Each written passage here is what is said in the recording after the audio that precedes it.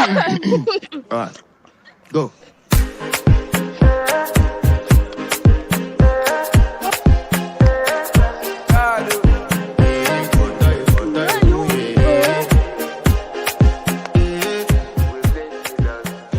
I want to flex, my love.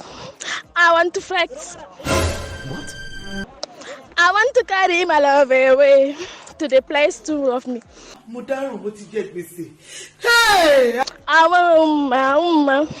I want to flex. He shot you! I want to carry my love away to the place to love.